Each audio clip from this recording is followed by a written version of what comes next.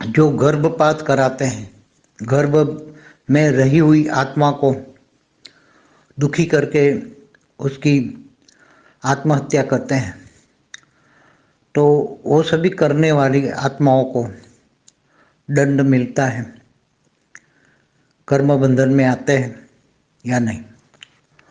तो जो आत्माएं गर्भ में रहती हैं ना, गर्भ में जब आत्मा 60 दिन से 90 डेज होता है, 60 से 90 डेज का गर्भ होता है, तो आत्माएं गर्भ में प्रवेश करती हैं।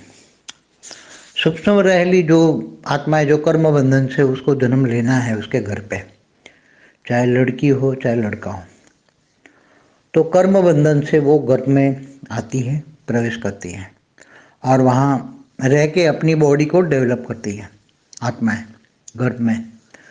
तो अगर वही आत्माओं को आज की तारीख में उसका लड़की देख के, या लड़की नहीं चाहिए लड़का चाहिए, तो लड़का होगा तो वंश चलाएगा, ऐसा मानने वाले लोगों को जब एक गर्भपात कराते हैं, तो जैसे ये का मनुष्य को भी जैसे एक मार देते हैं, उसकी हत्या करते हैं, तो भ्रूण हत्या का एक पाप लगता है। कर्म बंधन तो आता ही है, पाप लगता है। तो भ्रूण हत्या का कायदा तो है लौकिक कोर्ट में लॉ, मगर नेचुरल लॉ ऑफ जस्टिस जो नेचुरल लॉ है उसमें बहुत ज़बरदस्त पाप का भागीदार बनते हैं, क्योंकि उसी आत्मा को उसी घर में कर्म बंधन में आना था और इन लोगों ने बाहर आने से पहले ही उसकी मौत कर दी। इतनी बुरी तरह मौत होती है, गर्भपात करते हैं जब डॉक्टर, तो बहुत बुरी तरह मारते हैं, तो आत्मा की बहुत बुरी हालत होती है। जैसे यहाँ स्थूल मनुष्य को भी उसको गला दबा दबा के रैक रैक के जो मारते हैं, उसको दुखी कर कर के मारते हैं, इसी तरह उसकी भ्रूण हत्या करते हैं। तो करने वाले उसके चाहे जन्म देने वाले, नहीं जन्म देने वाले माता पिता हो या दादा दादी हो या उसको टोकने वाले भी लोग हैं, ऐसा जो समाज है, ऐसे समाज को भी दुख दर्द तो मिलता ही है, मगर डायरेक्ट इन्वॉल्वमेंट जो है, चाहे डॉक्टर भी हो, डॉक्टर को भी सजाएं मिलती है। डॉक्टर को ऐसा काम करने के लिए डॉक्टर नहीं बनाया गया है। डॉक्टर को अच्छा काम करना चाहिए, ऐसा काम नहीं करना चाहिए।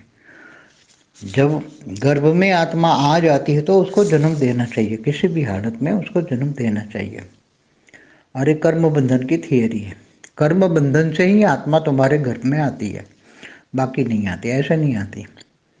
इसलिए जो भी इसमें इन्वॉल्व हैं वो सभी को बहुत बड़ा, उनको भी कर्म बंधन लगता है, सजाएं मिलती है कभी न कभी। तो ये जन्म में नहीं तो संचित कर्म तो उसके कारण शरीर में रिकॉर्ड हो जाता है। कारण शरीर में रिकॉर्ड किया हुआ, चाहे मन वचन कर्म कोई भी कर्म है, वो कारण शरीर जब समय आने पर उसको सजा देता है। कारण शरीर में जब रिकॉर्ड है तो वो संचित कर्म में पड़ा रहता है, और ये जन्म नहीं तो अगले जन्म, अगले नहीं तो अगले, कोई भी 100 कई जन्म के बाद भी उसको संचित कर्म फल देते ही हैं। इसलिए ऐसा काम नहीं करना चाहिए। पहले भी जब भी बहुत पुराने ज़माने में भी लड़की पैदा होती थी तो उसको दूध पीती करते थे, दूध पीती, पैदा होते ही उसको दूध में डाल देते हैं या पानी में ही डाल देते हैं। कई लोग तो गर्म पानी में डाल के लड़कियों को मार देते थे, क्योंकि लड़कियों को पहले से ही हमारे समाज में, हिंदू समाज में लड़कियों की बोझ बोझ समझा गया। लड़का चाहिए, वो हमारा वंश चलाएगा। ऐसी गलत गलत लोगों को एग्जाम्पल दिए गए, गलत लोगों को ज्ञान दिया गया, गलत ज्ञान। ये गलत ज्ञान देने वाले भी, चाहे कोई भी हो, ऋषि मुनि हो चाहे कोई भी हो, उसको भी कर्म बंधन लगता है। उसने गलत ज्ञान दिया, उसने भी बहुत गलत ज्ञान दिया, इसलिए आज ये सारी दुनिया में हालत हो जाती है। क्योंकि ज्ञान भी देने वाले जो ऋषि मुनि हो चाहे कोई भी हो, सही ढंग से ज्ञान देना चाहिए। सही ढंग से ज्ञान नहीं दिया, लड़की बहुत समझा गया, लड़कियों की हत्या हुई, चाहे भ्रूण हत्या हो, चाहे दूध पीती कर दे या पानी में डुबो के मार दे।